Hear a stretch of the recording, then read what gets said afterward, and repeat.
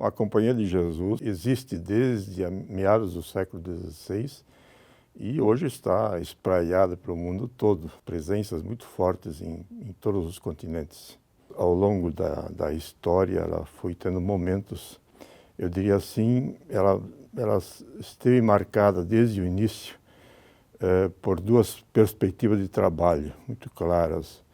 Uma de educação dos jovens e outra de compromisso com a sociedade, de compromisso social com os pobres. Primeiros jesuítas que vêm, 1850 por aí, os primeiros vêm para as paróquias, para São José do Hortêncio e Dois Irmãos. E logo vem mais. Naquele tempo nós éramos missão da província alemã, não era província, era missão, quer dizer, pessoas formadas lá, sustentadas por lá. E eles percebem que aqui falta aquela coisa básica que na Europa sempre tinha, que tinha um colégio, você saía de lá com um conhecimento maior. Então os jesuítas fundaram esse colégio. Ele começa pequeno, deve ter o quê? 20 e poucos alunos no começo. Uma casinha muito pobre também, em que eles acolhem os moradores daqui, mas não só moradores daqui. O que caracteriza esses colégios é o internato. O projeto educacional, em grandes linhas, percorre as seguintes etapas. Até 1869, só havia escolas elementares, que eles chamavam de escolas comunitárias ou escolas paroquiais. Em 69, o padre Feldhaus, ele viu a necessidade de criar um seminário para a formação do clero nativo e um seminário, eles chamavam isso de seminário, hoje nós chamaríamos de escola normal, para a formação de professores. Isto foi a raiz do Conceição. Então, o Conceição se transformou, quer dizer, ele deixou o prédio para se transformar em um seminário. E mais tarde, então, os dois prédios foram transformados na formação do clero do Brasil. O Seminário Central tinha gente do Brasil inteiro. São os primeiros cursos de nível superior, não do governo, que começaram a funcionar sob a batuta dos jesuítas. O seminário aqui, a filosofia e a teologia foram os primeiros cursos superiores que os jesuítas desenvolveram. E em 1942, os jesuítas construíram o Colégio Cristo Rei aqui e transferiram os seus filósofos e teólogos para cá, mas continuaram a dar aulas no seminário até 1956. Em 1953, o padre Thyssen, Urbano Thyssen, ele conseguiu a oficialização do curso de filosofia. Em março de 54, a primeira turma de filósofos fez o seu vestibular. E entre eles estava eu. Eu entrei nesse complexo que se tornou a universidade. Eu entrei em 1963, depois que eu me tinha ordenado, que eu estava pronto. E entrei como professor de antropologia. Então eu fiquei na direção até se fundar a universidade. Eu entrei na Faculdade de Filosofia, Ciências e Letras no ano de 1960. Me formei no bacharelado em 1962 e na licenciatura em 1963. E comecei a dar aulas em 1964 e 65. Então, a rigor, a minha relação vem desde 64, quando eu ingressei como aluno, né? E em fevereiro de 69, então, fui convidado para atuar como docente na universidade. Em março de 1968, 1º de março, eu ingressei como professora da Faculdade de Filosofia, Ciências e Letras, trabalhando com os alunos da pedagogia.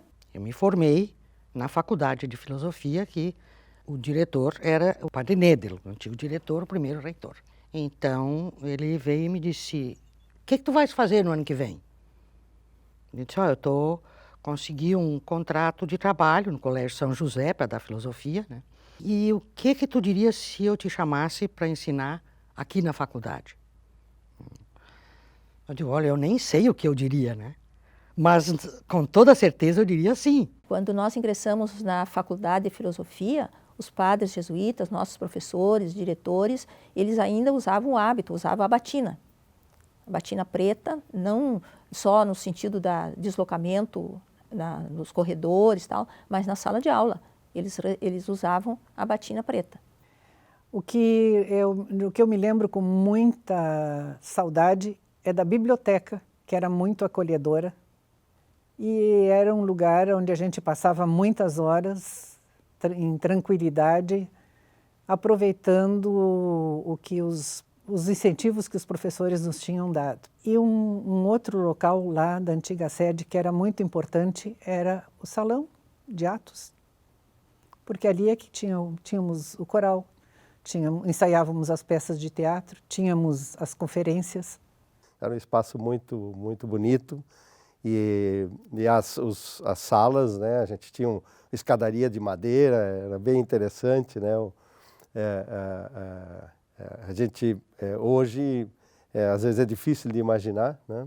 Mas era muito, muito bacana, e a gente sabia cada pessoa que estava subindo lá, porque a madeira ia arranjando, e a gente sabia que estava chegando, ou aquele professor que era um pouquinho mais duro, né? Ele está chegando, né?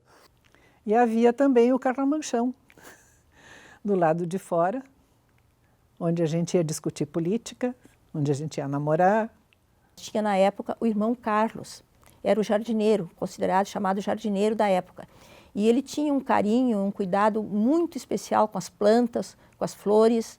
E muitas vezes a gente, quando chegava na faculdade, horário de recreio, às vezes ele presenteava as alunas com flores, especialmente rosas, ou nos chamava para conhecer, quando começavam as flores a desabrocharem na primavera, ele nos chamava para conhecê-las. Era tudo muito bom, era uma espécie de extensão da casa da gente. E uma casa que era provocativa, que nos ajudava a nos desenvolvermos. Eu tive, digamos assim, uma pequena contribuição, que uma tarde eu estava sentado no meu gabinete de diretor e chega o deputado Arnaldo Prieto e senta ali e diz para o diretor, eu preciso para a semana que vem o estatuto da Unicinos. Nós sentamos lá num cantinho escondido e fizemos um pré-projeto, um esboço, que então o deputado Arnaldo Prieto apresentou no Ministério para garantir a vaga. O Unicinos começou lá na antiga sede. Na passagem para o campus foi mais uma questão de logística do que uma questão de modelo mental. O modelo mental já estava criado. A grande diferença foi que se passou de cursos seriados para cursos com disciplinas. Com o modelo do ciclo básico, que era um ciclo de nivelamento, digamos. Antes não tinha nada, era só um mato natural, né? Um mato baixo, não era mato alto, né? E tinha grande parte era apanhado. Em janeiro de 77, eu comecei a trabalhar como motorista de caminhão. Nós tiramos o eucaliptus que tinha aqui, onde hoje está a universidade, né? Nós transportamos as toras para a serraria ali que tinha no colégio que estourei, serramos as madeiras e abastecíamos as obras da universidade. Nós buscamos a argila onde hoje está sendo feito o tratamento de resíduos, transportamos para a olaria, fabricamos os tijolos e abastecíamos as obras da universidade. No Unicinos eu comecei a trabalhar em 1974. Principalmente para iniciar a construção do novo campus. A gente, quando enxerga esse campus tão bonito e tão bem organizado, não tem ideia de que isso aqui era um grande terreno com pouquíssimas edificações. Nós tínhamos a edificação do básico, tínhamos a edificação do centro tecnológico, a parte da geologia, da engenharia, e tinha um pequeno segmento do centro administrativo, do Redondo, como vocês conhecem. Um dia, quando o padre Marupim era reitor, ele sempre vinha lá ver nós trabalhando e, às vezes, dizia, agora vocês param aqui e vão para um outro lado ali, onde as obras vão continuar no outro lado agora. E um certo dia, ele veio e a gente não viu ele. E derrubamos uma árvore e por pouco caiu em cima dele, a poucos metros no lado dele. E ele todo assustado, apavorado, o que estão fazendo aí comigo, né? A gente não viu ele, né? Eu comecei em 1986 a trabalhar com o padre Boni, tinha 9 doutores. E quando eu saí, a Unicinos tinha 89% dos professores, mestres e doutores. Então, no início, foi complicado. Vamos dizer, o acesso aos prédios que hoje fazem a área de humanidades, ali funcionava o primeiro ciclo. Então, era o único que tinha umas calçadas, umas coisas, porque o resto era barro. E o centro comunitário estavam concluindo uma parte dele, estavam concluindo. Então, só depois que concluíram a parte, acho que um terço do centro comunitário, do Redondo, como nós chamamos hoje. Então, a reitoria se transferiu para cá. Quando a Unicinos investe, ela tenta sempre investir no melhor, né? Então, obviamente, nós tínhamos que ter a melhor pista atlética do Brasil, tá? Onde é que estavam essas pistas? Elas viriam da Itália, né? Um piso diferente, então era para o vôlei, o piso para o vôlei e a pista atlética. Tivemos grandes campeões, né? Por exemplo, circulavam por aqui nos eventos, nós fazíamos os eventos de atletismo brasileiro, alguns conseguimos, assim, em alguns momentos, tirar do eixo Rio-São Paulo, principalmente São Paulo, Ibirapuera, enfim, e veio para cá. Joaquim Cruz, Zequinha Barbosa, né? Robson Caetano, quando ele foi medalhista, andou por aqui, e também Ademar Ferreira da Silva, né? Um dos primeiros, um dos pioneiros, grandes atletas brasileiros, estiveram aqui convivendo conosco. O período que eu estava na direção, a gente teve várias situações assim, né? De uma grande flutuação de alunos, né? Decorrente exatamente da questão econômica, né? Mas a universidade, ela de alguma forma, digamos, sempre esteve muito atenta a esses movimentos, né? E de tal maneira que, digamos, conseguiu sempre seguir o seu caminho, inclusive muitas vezes, e mais recentemente a gente observa isso, em momentos até de crise a universidade ousou, né? O campus de Porto Alegre, por exemplo, é um exemplo, né? A construção do campus como um todo, ele envolveu mais de 1.000 pessoas diretamente, né? Então, o primeiro ano foi escavação, o estaqueamento e as contenções, que são as paredes que se contém ali esse grande buraco que a gente escavou, né? As contenções são mais de 3.000 metros quadrados de paredes, solo grampeado. Toda a terra que foi removida ali, que foram mais de 120 mil metros cúbicos, isso dá quase 15 mil caminhões de terra que tiveram que ser transportados dali, daquele terreno. E mantenha o campus sempre adequado, com novas instalações, porque nunca está pronto. A localização está, mas a evolução está a existir.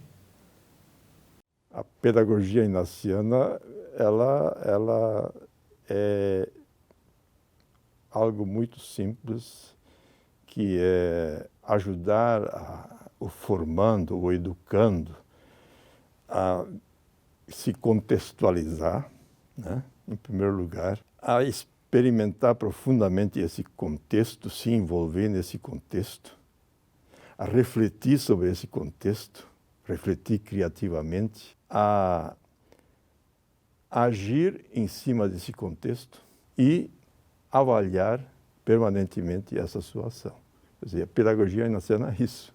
Eu entro na Unicinos em um momento de grande transformação, com o surgimento e a implementação da graduação Pro. Essa graduação, ela olha para o mercado e tenta entender o que um profissional ele precisa ter para conseguir ser diferente, para conseguir um espaço privilegiado no novo contexto social e econômico que a gente vive. Dentre as atividades acadêmicas propostas pelo DNA Unicinos Jesuíta, eu gostaria de chamar atenção para desenvolvimento pessoal e profissional colaboração. É uma atividade acadêmica que propôs um tipo também de formação docente diferente, porque toda ela foi estruturada a partir de encontros realizados por um grupo de professores que pensou aula a aula.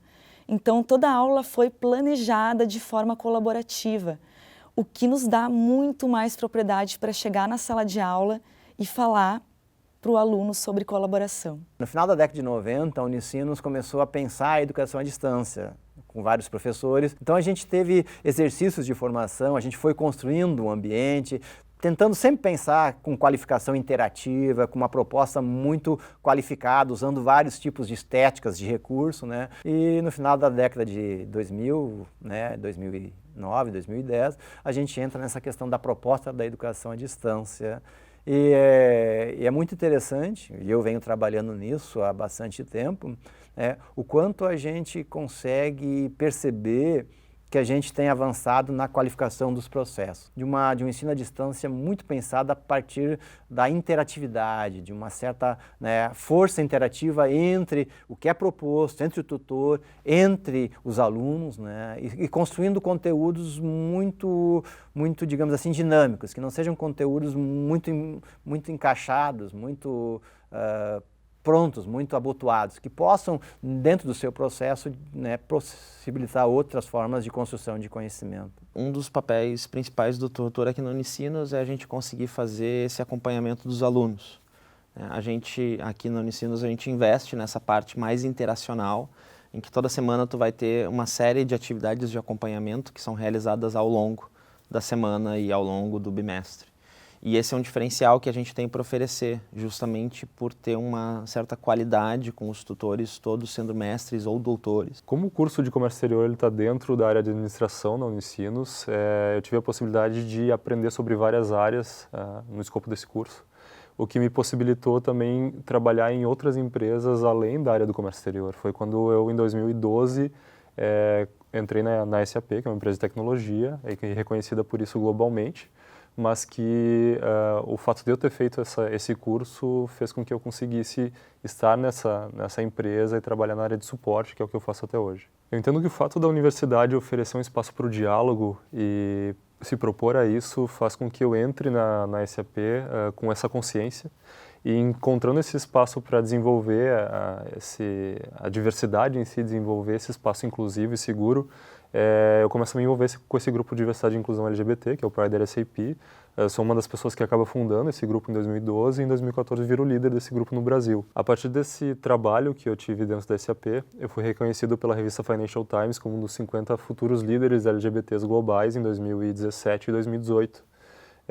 O que fez também com que, junto com a universidade, com o entendimento da importância da diversidade e inclusão dos espaços organizacionais, a gente, em 2018, criasse o grupo Unidiversidade, que tem como propósito fomentar a pesquisa em diversidade e inclusão dentro da academia. A minha condição de pensar, a minha condição de avaliar e de dizer. A minha condição de poder dizer. E dentro dessa casa, eu sempre disse,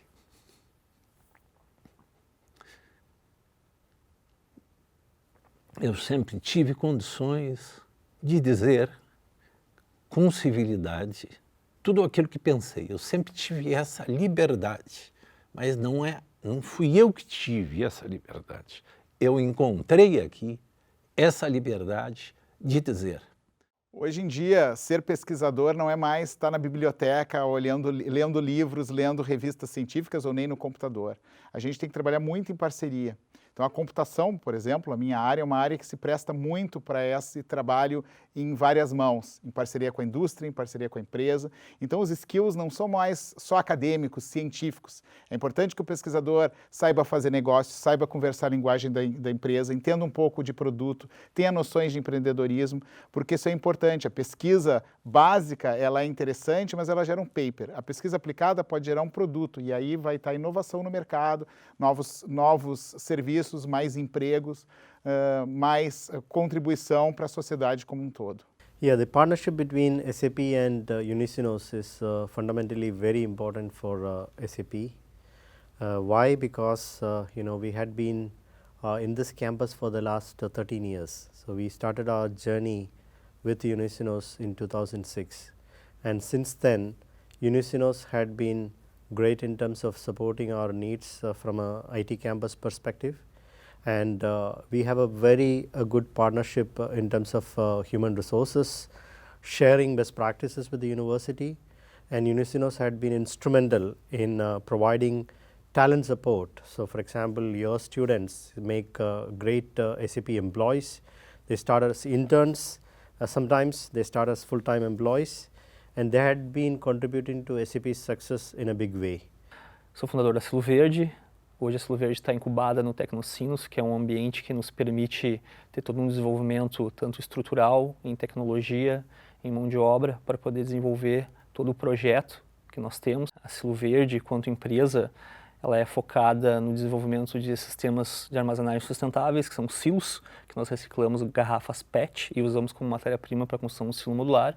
E também trabalhamos muito forte na parte de inteligência artificial para monitoramento de tudo que vai armazenado, para saber o que está sendo armazenado, como está, quem está consumindo. Então, toda a parte de desenvolvimento de hardware, de eletrônica, de software, todo ele é desenvolvido internamente pela capacidade da própria empresa. E o fato de estar dentro do parque tecnológico propicia uma série de fomentos, uma série de estruturas às quais eu não teria acesso se eu estivesse sozinho, tentando empreender, desenvolver e ter um crescimento na rua. E cerca de 95% da força de trabalho da empresa, dos colaboradores, são egressos da própria universidade. Eu sou aluna do programa de pós-graduação de Geologia aqui na Unicinos, faço meu doutorado aqui. E, recentemente, nós fizemos uma descoberta das primeiras formas de vida complexa no estado. Os jesuítas sempre estiveram ao nosso lado ao longo da história da geologia na Unicinos. O curso já passou por altos e baixos e, ainda assim, os padres sempre incentivaram a nossa pesquisa, incentivaram a ciência. É uma parceria de longos anos e espero que ainda dure mais boas décadas, né, dessa parceria que tende a crescer cada vez mais. Talvez a relação entre a tecnociência e o humanismo tenha, na Unicinos, enquanto uma universidade jesuíta, um lugar especial. Então, nós aqui estamos num lugar privilegiado para ser protagonistas em pensar. E a tecnociência, ela, por um lado, desafia a universidade a produzir resultados para a sociedade. O que muda em nosso tempo é a rapidez com que se criam e recriam tecnologias. E esse é um desafio, de fato, para a educação e para todas as áreas. E a Unicinos compreendeu que esse também seria o seu papel enquanto universidade que desejava ser uma universidade global de pesquisa. Uma universidade que busca ser referência em pesquisa, ela em algum momento ela precisa partir para a questão da internacionalização, para se relacionar com universidades de outros países, de outros locais, né? No sentido de buscar conhecimento e trocar conhecimento. 10 anos atrás não se falava com plena consciência sobre o que era uma universidade global de pesquisa, mas se falava fortemente de um desejo de ser uma universidade que pudesse tratar a internacionalização dentro da sala de aula. Então, isso foi também, lembro muito bem no meu processo seletivo, que foi me perguntado qual era o diferencial que podia trazer para os alunos. E realmente foi trazer na sala de aula o modelo mental de um europeu e a formação em universidades europeias e o trabalho com empresas que valorizam o design dentro da sala de aula. Eu estive na Coreia do Sul no ano de 2011 e essa experiência foi bastante estratégica na minha caminhada, porque lá eu pude entrar em contato com várias pesquisas relacionadas com tecnologias bastante avançadas, contato com pesquisadores em laboratórios que tinham também atividades de pesquisa bastante complexas, e esse contato na Coreia foi estratégico. Depois, quando eu voltei em 2011, eu pude utilizar o aprendizado para auxiliar o Unicinos também, e auxiliar o meu próprio grupo que eu trabalho, no programa de pós-graduação em computação aplicada, a avançar na sua própria internacionalização. Professors are also helping us to develop new technology and new product. So it's very important for us to access the Brazilian ICT market, information and communication, and also the telecommunication too. So we are now selling the semiconductor to the computer industry. So we need the highly educated human resource. That's the reason why we are here. That's the reason why we need the strategic partnership with the Unicinos together. A ação social ela está integrada com a comunidade local, com as políticas públicas que acontecem aqui. Acho que a Unicinos está sendo pioneira num outro aspecto que é o núcleo de estudos afro-brasileiros e indígenas. Esse espaço que a universidade nos privilegia, ele acaba sendo um fórum de permanente debate para a gente conseguir se articular, conseguir ter ferramentas, conseguir buscar muitas vezes amparo, consolo para essa parcela da sociedade brasileira que legitimamente ajudou a construir o patrimônio que tem essa nação e que sempre teve a parte do bem-estar social. Eu ingressei no ProMaior em 1995. O ProMaior ele é muito bom para atender às nossas necessidades, nos ensina como encarar a velhice. Inclusive, nós temos uma parte de geronto que nos ensina, o que mostra o que vem pela frente e o que nós temos que todos superar. É um ambiente de maturidade e um ambiente que a gente se comunica, a gente se conhece, a gente se torna uma família. Tu sabes que eu tenho 87 anos, mas estou em plena atividade, ficar em casa não é meu hobby, não. Como profissional, eu vivi grandes momentos aqui, com Sempre às Terças, com o meu grupo, com o Baturidança. Nós vivemos Sinos de Natal, que eram momentos incríveis, foi uma das primeiras apresentações do Baturidança. O programa Esporte Integral é um dos projetos mais antigos do Brasil, tá? E hoje ele é a referência nacional de promoção do desenvolvimento humano e social. É um projeto de grande relevância, não só para as crianças e adolescentes atendidos, mas também para os alunos da universidade que atuam como estagiários. Um dos maiores objetivos como educadora num projeto social é saber que uma das sementes que a gente plantou floresceu. E hoje eu tenho uma semente linda, que é a Graciela de Oliveira. A minha relação com a Unicinos começa em 98, quando eu comecei no PEI. Meu irmão participava do projeto e eu achei bacana a questão das atividades físicas e tudo mais e comecei a participar. E como a dança modificou muito a minha vida, eu quis construir isso dentro da minha comunidade, que muita gente queria ter acesso e não tinha como. Então começou o Grupo Explosão da Dança em 2005, que foi uma forma de retribuir o que um dia fizeram por mim também.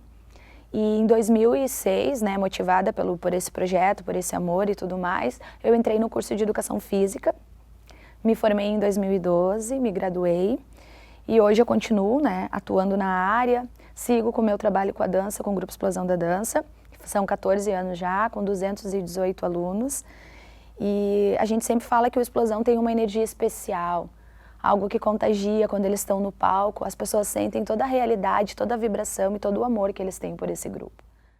Daqui a alguns anos eu vou ingressar no mercado de trabalho e eu espero que com a minha formação eu consiga contribuir e acrescentar e fazer mudanças para a sociedade. A gente sabe que o tempo todo a tecnologia está evoluindo, que ela está facilitando o dia a dia das pessoas e a gente tem que entender que essa tecnologia não é um fim, ela é só um meio para a gente conseguir o que a gente quer, as respostas que a gente quer. Quando a gente olha para os desafios que a nossa sociedade enfrenta hoje, tipo a desigualdade social, a pobreza, a falta de cuidado com o meio ambiente, parece que o nosso futuro está perdido, né? Mas apesar de tudo isso, eu ainda acredito no ser humano, acredito que tem como melhorar. E esse é um desafio de todos, né? Eu acho que o que falta mesmo é que a gente precisa trabalhar com competência dentro das nossas áreas de formação.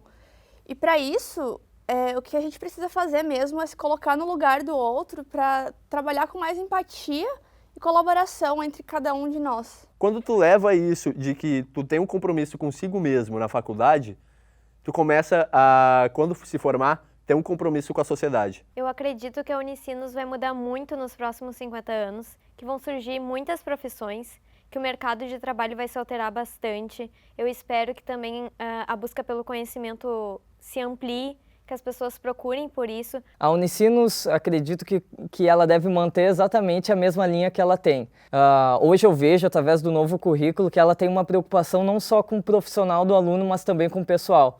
E cada vez ela consegue inovar mais e ela é muito aberta às sugestões dos alunos, né? Isso é algo que eu sempre vou achar muito bacana. Então, que ela continue sendo aberta dessa forma, que com certeza profissionais cada vez melhores surgirão.